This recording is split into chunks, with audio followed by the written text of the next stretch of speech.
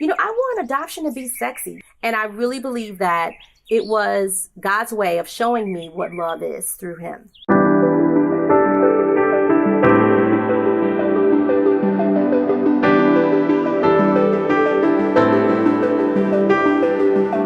Hey everybody, welcome back to the FYI podcast where we're finding your inspiration. This is Paul Tully. It's always exciting to have you. I have a wonderful guest with me today, Deborah Olivia Farmer. She is a mother. She is an adoption advocate. She's a Delta, and she's a media maven. She's a whole lot of things, and she is a writer. This is her book right here. I encourage you to check it out. Okay, it's My Journey to Joshua. It's her journey to finding her son and adopting her son and what that entails. So I'm going to leave the book here for you to see. We'll put a link on there. So if you like what you see today, you can order this book. So let's jump right into it. Yes, I'm excited. Nice to welcome. see you. So talk to us. Tell us a little. Tell my audience a little bit about yourself, where you come from, and stuff like that. Sure. So I am born and raised in Chicago, south side of Chicago. My dad is from Barbados. And my mom is from Greenwood, Mississippi. And it's interesting because Chicago is a city of 77 communities. So it's 77 different neighborhoods. And so the neighborhood that I grew up in was on the south side, in the area where President Obama pretty much, got his start, if you will. Nice. Mm-hmm. I don't have much experience in Chicago, but I did go to boot camp. I was in the Navy. It's a great town and amazing food. I was just going to ask you, so what was your biggest Well, I'm a New York guy. I'm a New Yorker. Pizza. So yes, I'm a New Yorker. I like the flat pizza, but what got me was the Italian beefs. Oh, yeah. So growing up in Chicago, what was that like growing up on the South Side? Yeah. So, the community that I grew up in was really, tight knit. Actually, my grandmother's family home is still there. And so I actually went to high school in the suburbs. We moved to the suburbs. And I ran track in high school, pretty active, engaged. Great time. I loved my childhood in Chicago. Sounds good. Mm-hmm. Sounds healthy. Sounds like you were active. Yeah. So lead us into college. So sure. You got off to college, and what'd you major in? I did. So Lewis University is where I attended. So imagine a girl from the south side of Chicago, growing up in the suburbs, and going to a predominantly white institution, okay, sure. A PWI, and not only that, a Catholic college. So it was a very interesting experience. I found who I was in college. I was very active we had a radio and TV program. That's what I majored in, radio and television broadcasting. Nice. Very active in student government. I pledged the sorority, Delta Sigma Theta sorority. Yes. And I had 2 jobs. So it was a very well-rounded experience. I worked for the school newspaper. I worked for the library. So really gave me an opportunity to grow up. You sound like you're super active. You've always been. I've always been. Sounds like you're a go-getter, right? That's what we love here on the show, right? Yeah. Finding your inspiration. We try to focus, and really, really bring people that are out here watching. The main focus here is for somebody watching that trying to find their way and trying to find some kind of inspiration. When you got out of college, you went 20 years. Let's talk a little bit about your experience. Yeah. So I interned while in college at WGN Television. And so that was my very first job out of college. Wow. I worked in the newsroom. And so it gave me an opportunity to really fall in love with my passion of giving back to the community. Because most of the news at the time in Chicago was bad, from violence and, fires overnight and families are dying and things of that sort. And for me, I wanted to find a way to find those human interest stories, those people that were making a difference and giving back to the community. So I had a segment called Unsung Heroes. It gave me an opportunity to decide, what do you want to do next, right? I met some really amazing people while working there. I produced, was a segment producer. So I booked guests to come on the show from Denzel Washington to Kanye West at the time. Ooh. So it was a great experience, but I knew that there was more. Yeah. And so after working there for close to 11 years, I wanted to still work in news, but a position became available where I started working as the director of station relations and community affairs.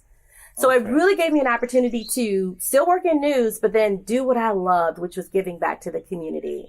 Yeah. And they wanted someone to interview Denzel for Remember the Titans. Oh, my And so God. I was given the opportunity to go to New York to interview him. Wow. And I'm telling you, I'm standing on the other side of the door before I walked in the room, and I'm literally about to throw up. I'm going to just pass out. Yeah. And I walked in and he said, "You're radiant."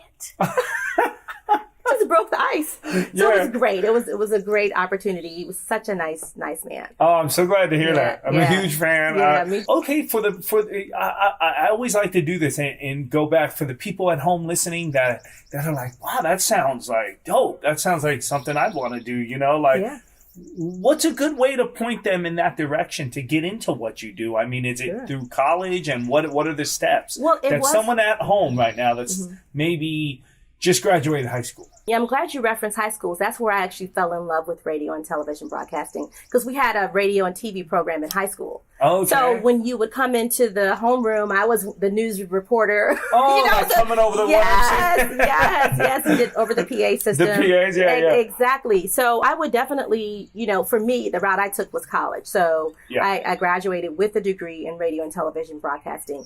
But there are several other ways to get there. There's schools that focus directly on broadcasting. Okay. I know there's an IBC in Illinois, the Illinois Broadcasting School. Of course, we know in this age of social media and podcasting, Yeah. there are ways where you can just take up the trade of journalism and reporting and go about it that way. But the way that I went was a traditional route, which Sure. was college. College is always, I Yeah. feel that, right? Because it's the experience in college. And it is. too. You have so many other things that you get just for the experience of community, Right. getting to know yourself, meeting people. I would definitely advocate for college. You could go get it anyway, and I think you're right. There's social media.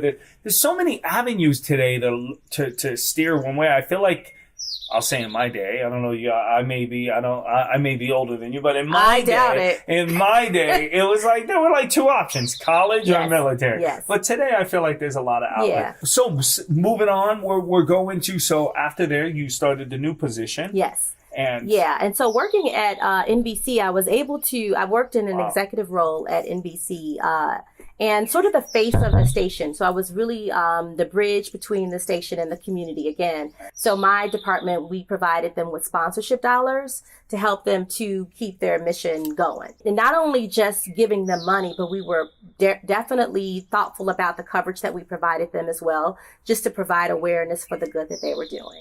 Oh man, I love it. How did you find that the success of that went? As far as I feel, the news is so poisonous and it has such an agenda, but bringing out those positive stories is so cleansing for the soul too. It is. There's all these heroes, and I'm like, why didn't I hear about this? But it's easily I heard about the 3 people shot in a drive-by, and I'm like, why do they pound us with this negative stuff? My advice would be for organizations to get a publicist or someone to actually help them to craft their story and present that to the news. That's the only way that they're going to be able to know. When I first started, I worked the overnight assignment desk. And so I got in at 2 a.m. And what we did is we listened to the scanners. We called the area police departments to see what was going on in the news, in the community. And that was how we told those stories. Okay. So it's not that we're looking to say, oh, it's a drive-by shooting all night and you want to just keep telling that information. But that is newsworthy because it's a safety thing. You want to make certain the community is aware for safety reasons. But those good stories, they're out there. You just have to be intentional about telling them. Is it fair to say that there's just more bad happening in communities? Yes and no. Because that's scary. It depends on the community. I don't necessarily believe that to be the case, being that I saw those good stories. There's so many great organizations that are in these various communities. They just have to go beyond the block or whatever area they're in and tell the story. So what you're saying is those people doing the good have to maybe get a publicist. Yeah. It's their job to get that to the news outlets. It's not that the news outlets don't want to tell their story. It's not that at all. In my time at NBC, we created a campaign called Making a Difference. Yeah. And so we specifically got 80 organizations that were doing great in the community, and they were the moral compass of the station. Okay. So they gave us those stories. So that way we knew what was happening, what was good taking place. And so for those grassroots organizations that can't pay for a publicist, Right. they have social media. Right. There's no excuse today to say that, oh, no one's covering our story. Tell your own story. Yeah. Create a YouTube page, channel, and tell your story that way. Let's bring those good stories out. If you know somebody in your community that's doing something really positive and really exceptional, help get that story out to the news channels, so maybe we could come together, figure out ways to get these positive stories out. I think the world needs that. Yes, we do. Let's start. I want to hear about your amazing son. Sure. Okay, and what got you there? Tell us a little bit about that. So back to WGN. Again, I was mentoring for an organization called You Can.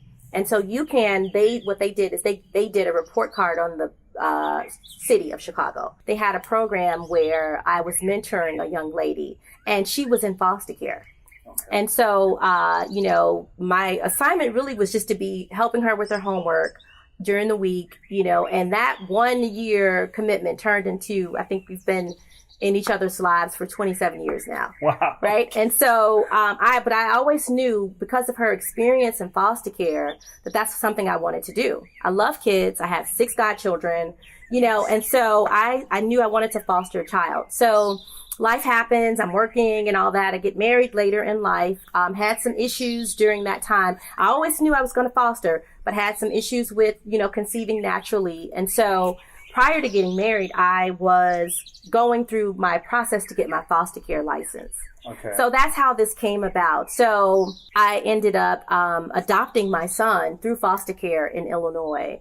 And the love of my life, he's an amazing kid. He's 7 years old now. And so what I like to do is to share with people that, especially what brought about the book, most people don't even know that you can actually foster a child and then adopt a child.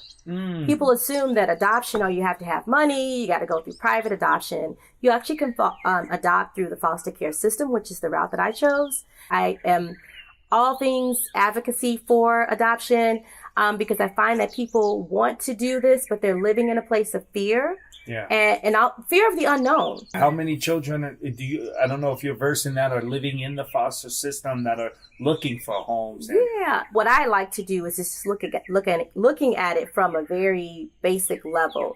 When you think about the numbers of boys, the percentages are higher because most cases people don't want boys, they want girls. I was guilty of that. I wanted a little girl. Oh my goodness, pink room painted, and I was ready to roll. But they kept calling me with boys. Wow. And so there are more boys in foster care than there are girls that are in foster care. I didn't know that. Yeah. And so as I was getting the call constantly for boys, my oldest brother said to me, do you want to be a mom or do you want to be a mom of a girl? And I had to pull back and say, oh my goodness, clutch your pearls. No, this is not about the sex of the child. This is about you wanting to be a mother and helping a child that needs love. What does being a mother mean to you? What is that? Oh my God. I know that I'm a giver. I don't feel that I'm a giver. I know that I'm a giver. I'm a natural nurturer, and so it allows me to do that just effortlessly. To just nurture, to love. That's who I am at my core. It's just been the most rewarding feeling ever to be in a position to love someone unconditionally. He can't do anything for me. Yeah. Right? So it's not like I'm doing on the basis of him being able to be, no, you're to love unconditionally. And that's what I get out of being a mother. What are the most challenges you find? Well, he is his mother's son. He's very opinionated. He's very strong-willed. He's at that age now where he wants to make his own decisions.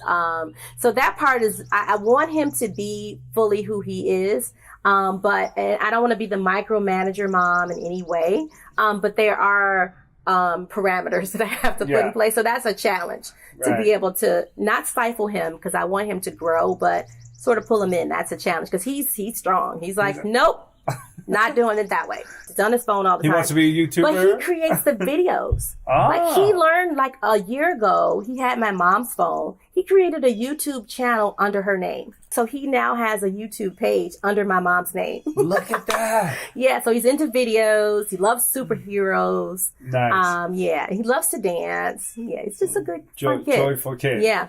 Okay, and what age did you adopt him? Yeah, well, so I actually fostered him at birth. So we got the call when the bio mom went into labor, and because of her having other children in foster care, they knew once she had him that they were going to take him from her. Oh. So I got what was, a very isolated incident, if you will, to be able to foster a newborn baby. Wow. So, and so to that end, I fostered him for a year. We initially knew that we were going to adopt, and that was the plan. The bio mom sadly passed away. Oh, no. Like 4 to 5 days after he was born. Due to complications of the birth? Or we don't know because he was in foster care. They couldn't share that with me. But the bio dad, who had other kids in the system, was trying to, fight for the rights to keep him, and his rights were terminated. So then at that point, I was able to adopt him. Wow, that's so amazing. And I had a question, and right before you say that the mother passed away, I think that's what I was going to get into what was the anxiety like in that year? Yeah, did you know for sure you were Ooh, that's a good question. I'm wondering what it was like because you're loving him. It was heavy. But you don't know if you're going to get the adoption, right? It was so heavy. That's so good. So to that point, his name is Joshua. His bio mom named him Daniel. I honored and kept his name. So that's his middle name. There was really no guarantee that it would happen. And so the anxiety was on 10. I was in court every month to get bio dad's rights terminated. And the craziest thing is you could see that he wasn't fit to take care of him or the other children that were put into foster care because of him. But the courts still allowed him to come in month after month after month, only for them to finally say, okay, we're going to terminate your rights. Right. Every hour. I won't even say every day. Yeah. Every minute you're growing more and more attached. Oh, for sure. Right? And that's the fear that people have. That's why they don't want to foster, because they're like, they're going to come and take the child away. Right. That is the objective of foster care. So that is information I want to share. Foster care, the objective is to reunite the child with the bio family. Right. But that's not always the best thing to do. Yes, that's tough. There is a hope for them to, reform, to get themselves back on track. Second chances, I'm all for second chances. Right. But you're making a judgment call as a social worker for that person when it's tough. So you get Joshua, you're raising him, everything is going great. You write a book. Yeah. Tell me about this book. Sure. So for me, again, being a giver, I'm just all about, this is not just about you. I have a saying for my mentees, it's not all about you, boo. Yeah. And so in that, as people were asking me, where did that baby come from? I'm telling you, it was really hard some days where I would go home and literally be crying. Oh, good. Because they were so insensitive. They were like, well, where'd you get I didn't see you pregnant. Oh, wow. My God. So it was a lot of things. I found that there was a lack of information. They were just ignorant to it, right? Secondly, the fear of it all. Well, oh my God, the child's going to be taken away. And so it was to provide really information. And so that's when I put the book together. I want adoption to be sexy. Think about it. We grew up on TV shows where that was the purpose, was to educate us. You had... Arnold and Willis Jackson. They were adopted by Mr. Drummond. Different stroke. Right? I was just thinking. Right? You had Punky Brewster. That was based in Chicago. Right?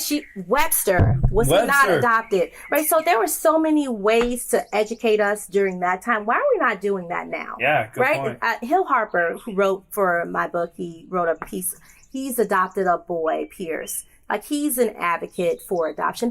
Jamie Foxx was adopted. There's so many people that either were adopted or have adopted that need to be pounding the pavement to let people know that adoption is an option. Right. People, I'm just sharing. I was driving by, so I live in Downey, California. Okay. And there's an abortion clinic. There's a Planned Parenthood clinic right near my house. But I was wondering, I was like, if abortion is such an issue with a lot of people, why why don't we start, or is there like an adoption plan? Yeah. If a mother is at a position where they feel that's their only choice. I don't think it's like a lot of the stigmas, but again, I don't know. But I'm just saying, I don't think the stigmas of like, party tonight, I'm just going to go have an abortion. I think it's probably a very traumatic thing for a woman to go in and do that. Why aren't there more where we could adopt and help that mother? Is that a thing? And it may be, and I don't know. Yeah, I don't necessarily know. In my research that I found that to be a thing. I don't think so. I don't know. But if you look at it, and it's a great point that you bring up about the mom making the decision. Yeah. And so for people that might have been adopted, they tend to have this complex of abandonment. Like, oh, she gave me away. Right. But that's like the major act of love, to choose to give you away if they knew that they weren't in a position. So you have to remove the stigma in that way. I sort of look at it like the trifecta, right? You have the giver, the gift, and then the recipient, right? So the mom chose to give the child away. You're the gift. And then someone's receiving the gift that she gave. Wow. So it's a trifecta, right? So it shouldn't be looked at as a negative. I think what you just said about the gift, the recipient and the giver is beautiful. So. Yeah, I mean, that's how we did it in family, right? You brought the child in if they were in a place of distress. I mean, that's what it should be. And ultimately, again, that's just an act of love. It is really get beyond the fear of it all, because it's really the love over the fear. And they cannot reside in the same space. You just can't. And so I think you do your research. Again, if you choose to do the foster care route, which is what I chose to do the research on the foster care agencies, right? Because when I initially got my license, I was with one particular agency, but then I moved my license to another one because I felt they were negligent, to the point of your friend, the social worker, that their caseload is this high. Yeah. So they're not reading in my profile that I'm looking for a girl 0 to 2, and they're calling me with families. Yeah. They're just trying to get these kids out. I'm relational, so I wanted to form a relationship with the agency so that they knew, hey, that would be one thing I'd recommend you do. And then just start preparing yourself. Get the stats, get all the information, and get your support system in place. Okay. Oftentimes whether you're a single woman like myself, that I went through the process initially single, then married, and now single. You could have a tribe of folks that can help you through this process. You don't have to go at it alone. And then just really look at it for the benefit that you're providing is service, that you're giving to someone in need. You just said something, and if you want to touch on it, if not, that's good too. You said you started off the adoption single, then got married, and now are single again. Yeah. Well, how did this process affect positively or negatively the marriage? Oh, so it was actually positively. We consciously uncoupled. I don't know if that's the way we're choosing to say it. I don't see divorce as a negative. Our life happened and we chose to go our separate ways. So in that process, he was all in with the process and very helpful. Nice. The choice for me was, okay, now I'm back where I started, right? And so it was really the greater plan at play. It wasn't everything happens the way it's supposed to. My grandmother always said everything's in divine order. Sure. And so to that end, it allowed me to go through this experience now with a boy, which was not my original choice, right, to realize we need to get out of our own way. Imagine if I had stayed in that space of just a girl. Imagine me just set on that. I would not get the love that I'm getting from this little boy. Yeah. And I'm able to provide to him if I chose to do things my way. I love it. I want to, before we close out, I want to ask you, and I want you could either tell it to the camera or to me. Okay. How has this boy changed your life? Like, what does it mean, just motherhood, and what has that done for you? It has shown me love like no other. He used to, when he was much younger, place his hand on my heart. Now, mind you, I did not carry him, right? So I was not close to his heart for those months that he was in the womb of the mother. But of course, he came to me, so I kept him close. They call it the bonding period.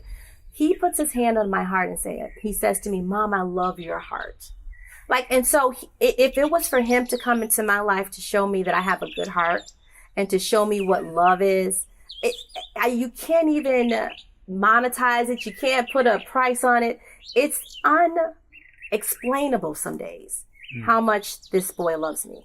And I really believe that it was God's way of showing me what love is through him. I love that. I think that's a amazing way to segue out, in the sense of that's what we're all here for, right? That's what it's all about, love. And how can we affect each other and work towards having a safer, loving society? Hopefully, overall, that's the goal. Do you have any last messages for anybody, what you're doing today, where they can find you, where if they want to contact you or follow you on social media? Sure. So My Journey to Joshua is the name of the book. So there is a website, a resource tool that can provide you with what you need to make that next step. I want you to make the next step, people. Just move forward. Yeah. So that's myjourneytojoshua.com. My website for my business is Brown Farmer Media Group. So that's where you can find out what I'm doing just professionally. And then Instagram is the Olivia Farmer. All right.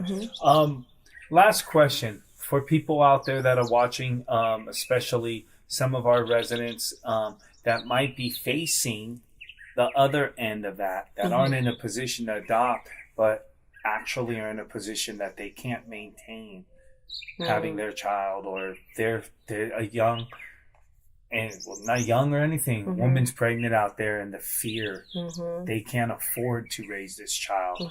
How should they feel about the option of adoption and giving and looking into maybe putting their child up for adoption, knowing that there's loving people like you out there that are there and in line looking to take in a child? Yeah, that's a good question. I think what I would have you to do is to look at the gift. Sometimes we're so self-absorbed. So when you're in fear, you're self-absorbed. You're thinking about yourself. And so if you take it off of you and think about this child that can benefit from a loving family, that is what you should do, is move with the thought of this particular gift, which is the child in mind. Not about you. It's not about if that other family's going to do the right thing, because that's you being self-absorbed because you're making some false accusations of something that hasn't happened. Just think about this gift that you have the opportunity to give to someone else that's in a better position than yourself. Wise words. Thank you for being on the show. This was so great. much. Listen, everybody, if you get a chance and you want to read this book, we're going to put the link of where you could get it. Deborah has dropped so many gems in this interview. What I took from it, I hope you took something out of it, but what I took from it is love. It's the gift. It's on both sides of this very difficult situation when it comes to adoption, whether you're looking to adopt or you're in a position that you can't provide. There's always an option of adoption. There's people out there, loving people, that are looking to love that gift and receive the gift. We learned something. There's givers, there's gifts, and there's receivers. So, you choose which you are, but just know that at the end of the day, we're all circled and embraced with love. So till next time, this is the FYI, Find Your Inspiration podcast. I hope you're getting something from it, because I definitely am. Paul Tully, Deborah, thank you again. Thank you. Get the book. Thanks for tuning into the episode. Make sure you tune into this next one. We're sitting down with Wilson Ramirez and his wife, Sandra. They're going to take us through their journey living in their van in Atlanta. They're going to tell us why they're living in their van. You don't want to miss this. You should never stress about the problems you be facing. Everybody in the mud on the struggle trying to make it. Look into the mirror and you see your motivation. Then you step into the world and you find your inspiration. I'm finding inspiration, and once I get a hold of it, I'll never get complacent. Look into the mirror and you see the motivation. Then you step into the world and you find your inspiration.